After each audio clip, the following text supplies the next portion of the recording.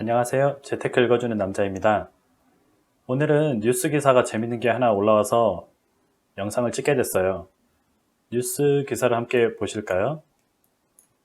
명동 네이처 리퍼블릭 16년 연속 땅값 1위 3.3제곱미터당 6억 390만원 하고 이렇게 명동 네이처 리퍼블릭 사진이 올라와 있죠. 자, 그러면 우리는 여기서 과연 이 땅 주인은 누군지 아니면 그리고 이 땅은 어떻게 사게 되었는지 굉장히 궁금하시죠? 한번 저랑 알아보도록 하겠습니다. 이 명동 네이처 리퍼블릭 땅 같은 경우는요, 2004년부터 전국 땅값 1위를 지키고 있는 땅이고요.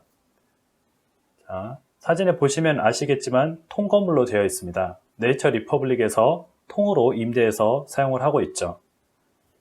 이 땅 같은 경우는 1999년에 IMF 직후죠. 제가 앞전 영상에서도 말씀드렸지만 서장훈도 IMF 직후에 건물을 사서 28억 주고 사서 220억짜리가 되었다고 말씀드렸죠. 이 건물도 비슷한 케이스입니다. 이 건물도 1999년 2월에 남양주에 사는 주모 씨가 현재 나이 73세라고 나와 있네요. 경매를 통해서 낙찰을 받았다고 되어 있습니다. 여기 보시면 감정가는 51억 7,597만원, 낙찰가는 41억 8천만원이라고 되어 있네요. 감정가의 80% 선에서 낙찰을 받은 거죠. 한마디로 1999년 2월에 41억 8천만원을 주고 남양주에 사는 주모씨가 낙찰을 받았습니다. 그러면 이 주모씨는 뭐 하는 사람이냐? 서울에서 원단 사업을 하시는 사람으로 알려져 있고요. 현재는 아까 말한 대로 나이가 지긋이 좀 지나신 분입니다. 이분 같은 경우에는 이 건물을 사기 위해서 굉장히 큰 노력을 기울였다고 해요. 남들이 아무도 신경 쓰지 않을 때 이 건물을 매입했는데 이 건물을 매입하고 나서도 이 건물을 분할해서 하지 않고 통으로 리모델링을 해서 통건물로 사용할 수 있게 만들었다고 합니다. 그렇게 해야 더 높은 세를 받을 수 있다고 판단을 했다고 얘기를 하네요. 그러면 이 땅은 보시면은 공시지가가 평당 6억 390만원이라고 나와 있는데 공시지가라는 거는 정부에서 측정을 해놓은 땅값이에요. 실제 거래되는 땅값과는 차이가 있죠. 보통은 우리 시세의 60% 정도를 공시지가로 보고 있어요. 현재 이 네이처 리퍼블릭의 땅의 공시가격은 309억 원으로 나와 있습니다. 공시가격만 7배 상승한 거죠. 1999년에 사서 지금 2019년이기 때문에 10년 동안 땅값이 7배 상승했다고 볼 수 있습니다. 하지만 이건 공시가격 상승률이고요. 실제 땅값은 41억에 주고 사서 지금 510억 정도 된다고 돼 있으니까 한 12배 정도 상승을 한 거네요. 그러면 네이처 리퍼블릭은 여기에 과연 얼마의 세를 주고 들어와 있을까요? 한번 보면 보증금 50억에 월세가 2억 6,250만 원입니다. 월세가 대략 2억 6,250만원. 이거는 부가세 별도인 금액이에요. 부가세 별도라는 말은 여기에 10%의 부가세가 더 붙게 됩니다. 그러면 대략 2억 8천, 2억 9천 가까이 되는 월세를 내고 있는 거죠. 연으로 따지면 연 36억 부가세 포함해서 그 정도 내고 있습니다. 36억의 월세와 보증금 50억. 일단 이 주모 씨가 41억 8천에 샀다고 했죠. 보증금에서 이미 그게 다 빠졌네요.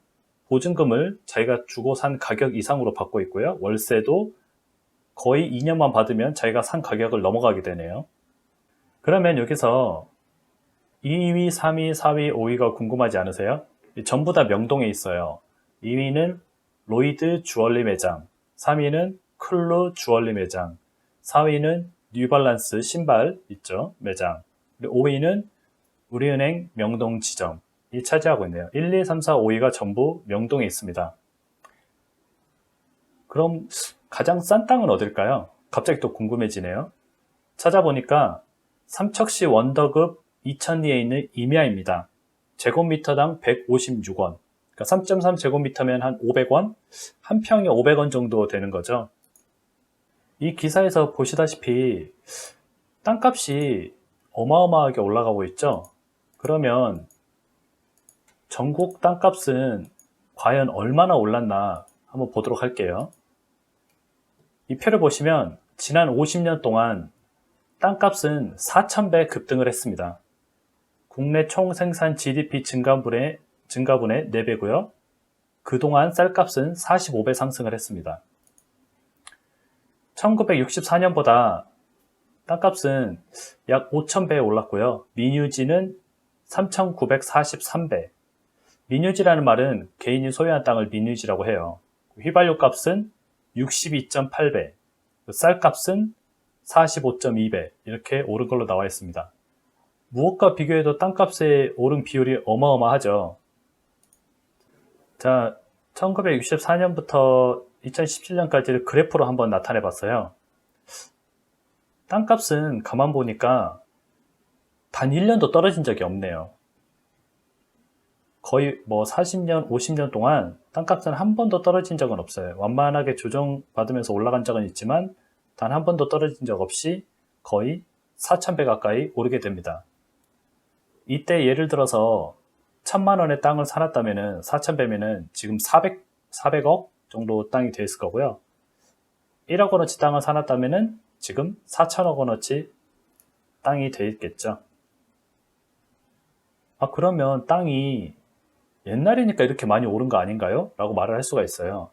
그래서 최근에 땅값 상승률 그래프를 한번 준비해 봤습니다. 2008년부터 2019년까지 나와 있는 건데요. 2009년에 잠깐 마이너스로 보이는 거는 이때는 모두 다 아시겠지만 글로벌 금융위기 때문에 모든 자산이 다 반토막 나고 주가가 3분의 1 토막 나고 이러던 시절이라서 땅값이 상대적으로 하락한 것처럼 보였기 때문이에요. 실제 이때도 땅값은 떨어지진 않았어요. 보시면 2008년은 10% 올랐지만 이걸 제외하고 2010년도부터 2019년도까지 한번 보겠습니다. 10년도에 3.03%, 2.57%, 4.47%, 3.41%, 4%, 4%, 5%, 5%, 6%, 8% 이렇게 대략 10년 동안 올라간 총 퍼센테이지는 제가 계산을 해보니까 57.9%입니다. 근데 이건 공시지가이기 때문에 아까 제가 말씀드린 대로 공시지가는 시세의 60%밖에 반영을 안 한다 그랬죠. 여기에 40% 정도를 더 높게 보면은 거의 2배가 되었다고 할 수 있습니다. 그럼 땅을 아무 땅이나 다 사면 되나요? 절대 안 됩니다. 땅은 수요와 공급 법칙에 의해서 수요가 있는 곳을 사야 됩니다. 저 같은 경우는 인서울을 많이 추천을 드리는 편인데요. 강원도에 땅을 샀는데 강원도에 땅이 500원짜리 땅이 1,000원이 되면 2배가 되겠죠. 하지만 과연 누가 그 강원도에 임야를 사려고 할까요?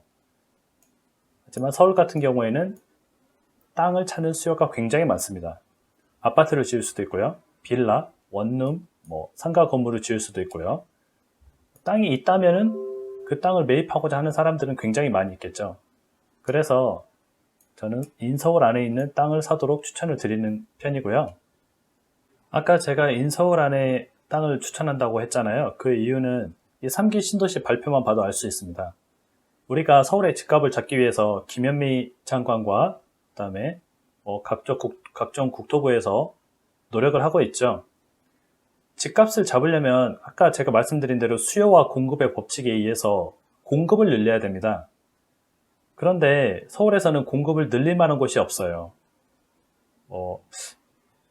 김현미 장관이 박원순 오빠한테 얘기를 했겠죠. 오빠, 우리 집값을 잡아야 돼. 서울에 땅 좀 내놔봐. 그랬더니 박원순 서울시장이 얘기합니다. 그린벨트는 절대 풀 수 없어. 알잖아. 이러면서 얘기를 하죠. 그런데 김현미 장관은 계속 조릅니다. 그린벨트 땅 있는 거 다 내놓으라고. 그래서 둘이 합의를 봐서 내놓은 땅들이 서울에 10,000가구 정도 지을 수 있는 땅인데 한번 볼게요. 자, 영등포 소화물 부지, 코레일 부지 활용, 구이자양 재정비 촉진, 사당역 복합 환승센터, 향동지구 주차장, 고덕강일 주차장, 마곡 공공청사 부지, 노후 공공기관 복합화 부지, 역사 복합 개발 및 국공유 활용 부지, 이런 식으로 땅을 쥐어짜서 내놓게 됩니다. 보면은 규모도 작아요. 299호, 1363호, 1000호, 700호, 400호, 우리가 보통 신도시를 개발할 때 최소 몇만 세대 이상은 들어가야지 집값의 안정을 좀 찾을 수 있죠. 하지만 뭐 서울은 이미 내놓을 땅이 없어요. 쥐어짜고 쥐어짜서 나온 땅들이 뭐 주차장 부지, 아까 말한 대로 뭐 공공부지, 그런데 그런 땅이 나온 거죠. 이 말은 정부에서 마음을 먹고 땅을 찾아보려고 해도 땅이 없다는 거예요. 어디에? 서울에. 제가 오늘 저 뉴스 기사 때문에 뭐 땅에 관련된 거를 조금 여러분들한테 말씀드렸는데요. 땅값이 4,000배 올랐으니까 무조건 땅을 사라. 이렇다기보다 가장 안전하게 자산을 늘릴 수 있는 방법이 하나의 땅 투자이다 라고 말씀을 드리는 거예요. 그러면 땅을 막 빚내서 사야 될까요? 그렇진 않고요. 일단 열심히 자본을 모으고 그 여유 자본으로 뭐 주식을 할 수도 있고 아니면은 뭐 채권을 살 수도 있고 아파트를 살 수도 있고 오피스텔을 사서 월세를 줄 수도 있고 땅을 살 수도 있어요. 그런데 많은 사람들이 땅 투자에 대해서 약간은 좀 회의적인 그런 생각을 가지고 계신 것 같아서 한번 제가 땅이 얼마나 우리에게 큰 수익을 주는지 한번 준비를 해봤어요. 여러분들도 이런 땅에 관심을 가지고 계시면 금수저로 역전할 수 있는 날이 꼭 올 거라고 믿습니다. 감사합니다.